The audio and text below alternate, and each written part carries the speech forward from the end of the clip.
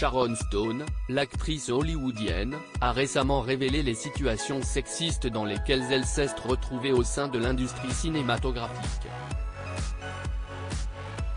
Dans une interview pour le magazine Variety, elle a dénoncé la misogynie latente dans l'industrie. Sharon Stone continue à dénoncer comme elle sait si bien le faire. L'actrice hollywoodienne s'est confiée sur la misogynie latente au sein de l'industrie cinématographique au magazine Variety, le 25 janvier dernier et les situations sexistes dans lesquelles elle s'est retrouvée.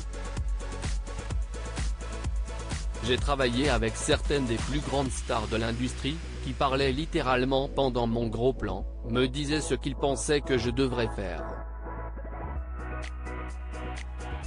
Ils sont tellement misogynes, ce n'est pas Robert De Niro, ce n'est pas Joe Pesci, ce n'est pas ces gars-là, précise celle qui a récemment adopté un enfant.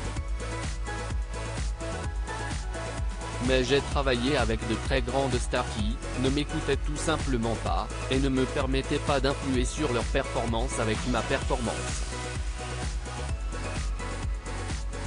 Si elle ne dénonce pas ceux qui étaient sexistes, elle précise donc que Robert De Niro et Joe Pesci, les deux acteurs cultes de Casino, furent les seuls qui se sont correctement comportés avec elle lors de sa carrière. Elle cite également le comédien George C.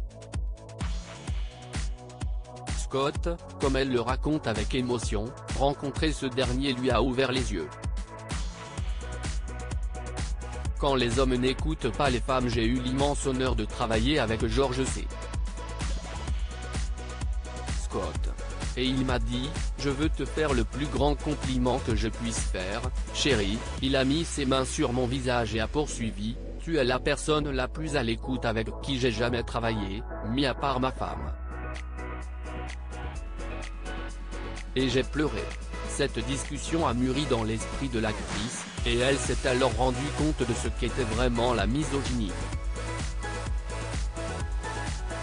Si elle était à l'écoute comme le disait George C. Scott, la plupart des acteurs avec qui elle a travaillé ne l'étaient pas, notamment envers des femmes.